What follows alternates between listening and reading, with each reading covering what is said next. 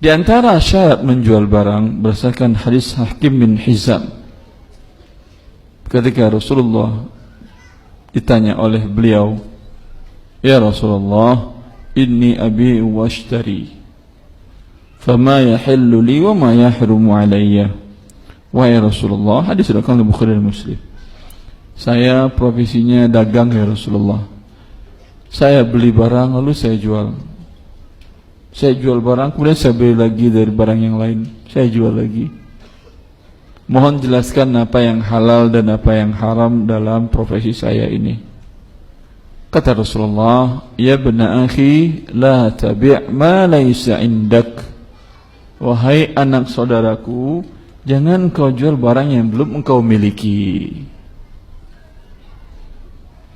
Di online biasanya ambil gambar dari sini atau foto, taruh di website, dijual.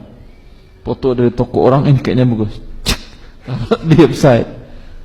Begitu atau tidak umumnya? Jarang-jarang yang mengerti akan makna hadis Hakim bin Hizam tadi. Kata Rasulullah, jangan kau jual barang yang belum kau miliki. Ini dia pedagang ini.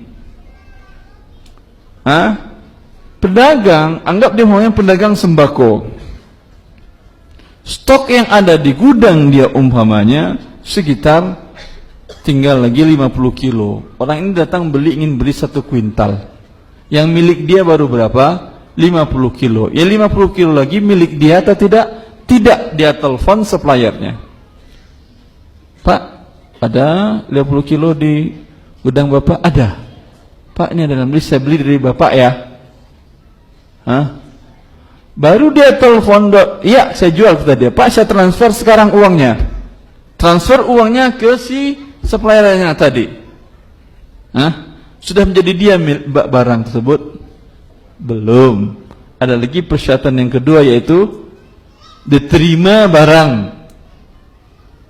Karena hadis yang tadi, la tabi' ma laysa indak, jangan jual barang belum jadi milikmu. Dalam hadis yang lain, la tabi'hu hatta taqbidahu. Wahai Hakim bin Hizam, jangan engkau jual barang yang telah engkau beli tapi belum diterima. Permasalahannya permasalahan risiko. Bila pedagang tidak ada risiko, sama dengan riba. Ini dikatakan oleh Ibn Abbas ketika kenapa dilarang menjual barang yang sudah dibeli. Tadi kan sudah telepon, sudah akad, sudah transfer malah kan ya. Tapi barang masih di tangan pedagang. Kata Rasulullah bin Abbas, itu yang terjadi uang dengan uang, barang masih tangan pedagang, supplier. Mana uang dengan uang? Baru dia transfer uang ke pedagang, umpamanya ditransfernya 5 juta. Kemudian diambil uang dari si pembeli berapa? 4 juta. Rugi dia berarti dagang. Berapa? Anggap 6 juta. Untung dia berapa? 1 juta. Yang terjadi apa? Tukar uang 5 dengan 6. Barang masih di tangan si supplier. Ini yang terjadi, ya tukar-menukar uang, riba namanya. Dan ini yang terjadi di bursa yang dikatakan oleh para ulama riba dan judi. Jual beli di pusat bursa komoditi, berpindah 100 tangan, 1000 tangan, 1 juta tangan, beli jual, naik, jual lagi, beli, naik, jual, murah, beli, naik, jual, naik, barang entah di mana. Sehingga ketika barang dieksekusi, ini harga sudah tinggi, barang eksekusi tidak ada hasilnya. Ini yang menghancurkan ekonomi pada 2009, namakan dengan bubble.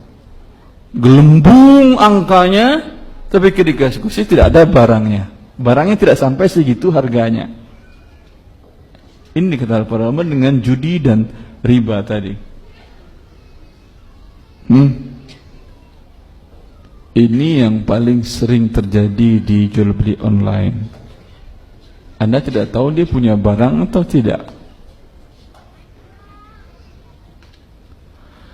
Lalu bagaimana caranya kita kalau pengen beli di online, Ustaz kita tanya dulu, kamu sudah akad kamu dengan supplier bagaimana? Barang milik kamu atau bukan? Dan segala macam. Ya lihat aja, ada yang terkadang tertulis di dia tinggal sekian barang stok dia ada, begitu kan?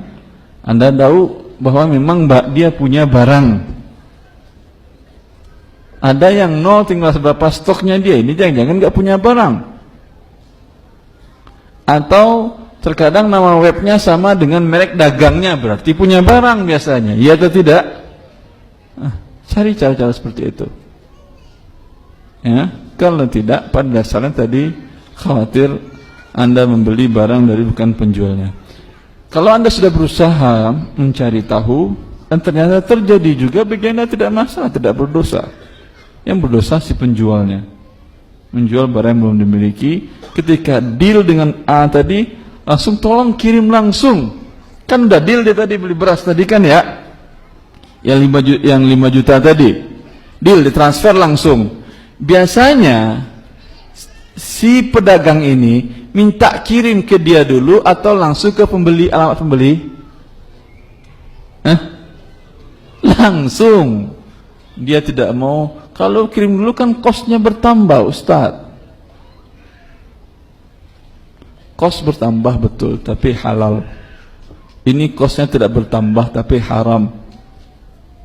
Zina dengan nikah, mana yang bertambah kosnya? Pasti nikah.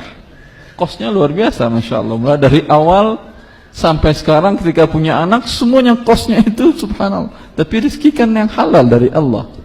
Zina nggak, kosnya kecil aja, mungkin besar di awal, tapi itu nggak ada lagi kos-kosan. Tetapi dikutuk oleh Allah Azza wa Jalla dan rusak kehidupan manusia. Ya, tidak ada masalah bertambah kos, tapi bisa Anda perkecil ini. Bagaimana bentuknya? Bilang ke toko beras tadi, tunggu dulu supplier, jangan kirim dulu, akan saya utus orang saya datang ke toko Anda untuk serah terima. Nanti dari sana setelah serah terima, tanda terima dan naikkan barang ke truk, tolong Anda kirimkan ke alamat si fulan. Paham? Berarti jual belinya kapan? Setelah barang serah terima. Ini solusi, Masya Allah. Oh, itu kan dekat, Ustaz. Ini hikmahnya kenapa Islam melarang ini. Tadi saya katakan menghindari riba dan menghindari risiko. Karena dalam kasus ini, reseller ini risikonya tidak ada. Kalau umpamanya langsung main kirim saja. Ada salah seorang kaum muslimin pernah bertanya kepada saya, Masya Allah. Dia bertanya tentang orang tuanya sudah meninggal, tapi orang tuanya pernah membuat transaksi dagang dengan supplier material bangunan. Di salah satu kota dia beli di kotanya, kemudian minta kirim ke tempat dia, ke desanya dia, ke tokonya.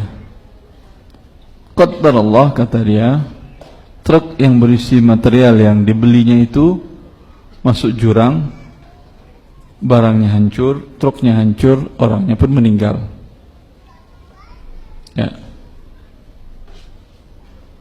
Kata dia, Ustaz, apakah ibu saya, karena itu ibunya belum dikirim, ibunya belum bayar.